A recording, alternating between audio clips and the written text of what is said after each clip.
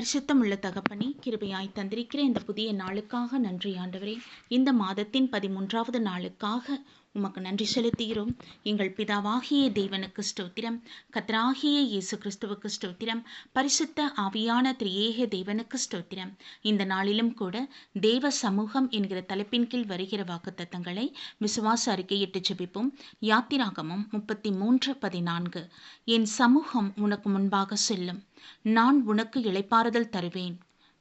மீகா 2:13. தடைகளை நீக்கி போடுகிறவர் அவர்களுக்கு முன்பாக நடந்து போகிறார். அவர்கள் தடைகளை நீக்கி வாசலால் உட்பிரவேசித்து கடந்து போவார்கள். சங்கீதம் 18:23-29. உம்மாலே நான் ஒரு சேனைக்குள் பாய்ந்து போவேன், என் தேவனாலே ஒரு மதிலை தாண்டுவேன்.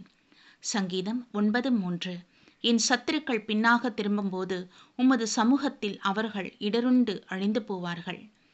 சங்கீதம் 16:11. ஜீவ மார்க்கத்தை எனக்கு தெரியப்படுத்துவீர், உம்முடைய சமூகத்தில் பரிபூரண ஆனந்தமும் உம்முடைய வலது பாரசத்தில் நித்திய பேரின்பமும் உண்டு. ரோமர் 14:17. தேவனுடைய ராஜ்யம் புசிப்பும் குடிப்பும் அல்ல, அது நீதியும் சமாதானமும் பரிசுத்த ஆவியினும் உண்டாகும் சந்தோஷமுமாயிருக்கிறது என்பதே. கர்த்தருடைய நாமத்திற்கு மகிமை உண்டாவதாக. சர்வ வல்லமையுள்ள தகப்பனே, கிருபையான நம்முடைய வாக்குத்தத்தங்களுக்காக நன்றி செலுத்துகிறோம். இந்த நாளிலும் கூட எங்கள் ஒவ்வொருவரையும் தேவ சமூகத்தில் ஒப்புக் கொடுக்கிறோம். கணவன் மனைவி பிள்ளைகள் என்று ஒவ்வொரு குடும்பத்தையும் கர்த்தர் நீர் ஆட்கொள்ளுவீராக, பாதுகாத்துக் கொள்ளுவீராக. ஆமீன் தகப்பனே, நீர் எங்களோடு இருக்கும் பொழுது எங்களுக்கு ஒரு குறைவும் இல்லை என்றாச்சா. தேவனுக்கு பயந்து தேவனுடைய கட்டளைகளுக்கு கீழ்ப்படிந்து நடக்கக்கூடிய பாக்கியத்தை எங்களுக்கு அருள் செய்யுங்க. ஆமீன். என் ஆண்டவரே, நீர் எங்களோடு பேசி எங்களோடு வழிநடத்த வேண்டுமாய் ஜெபிக்கிறோம். எங்கள் குடும்பத்தின் ஆலோசனை கர்த்தராயிருந்து அதனத்தின் காலத்தில் எல்லா விதமான காரியங்களையும் நீர் நிறைவாய் செய்து முடிக்கிற தேவன். ஆமீன். உமக்கு நன்றி அப்பா, நன்றி அப்பா. எங்கள் குடும்பத்தின் தேவைகள் எல்லாவற்றையும் சந்திக்க தேவன் அனுகிரகம் புரிவீராக. உமக்கு மகிமை செலுத்துகிறோம் பிதாவே. எங்கள் தேசத்தை நீர் கண்ணோக்கி பாரும்.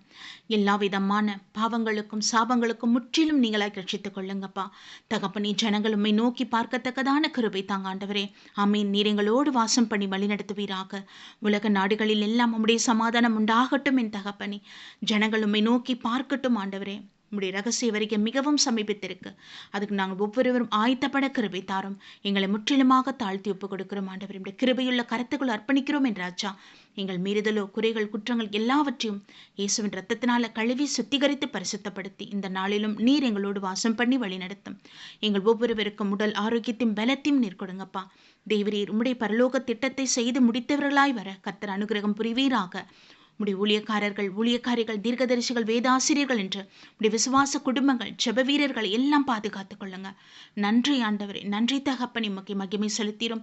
உடைய அக்கினி ஜுவாலையாய் எங்களை மாற்றும். கர்த்தராகிய இயேசு கிறிஸ்துவின் நாமத்தில் எங்களை தாழ்த்தி ஒப்பு கொடுத்து ஜெபிக்கிறோம் பிதாவே. ஆமீன். நம் பிதாவாகிய தேவனுக்கும் நம் கர்த்தராகிய இயேசு கிறிஸ்துவுக்கும் பரிசுத்த ஆவியான திரியேக தேவனுக்கு ஸ்தோத்திரமும் துதியும் கனமும் மகிமையும் வல்லமையும் ஞானமும் பலமும் சதா காலங்களிலும் உண்டாயிருப்பதாக. ஆமீன், ஆமீன், ஆமீன்.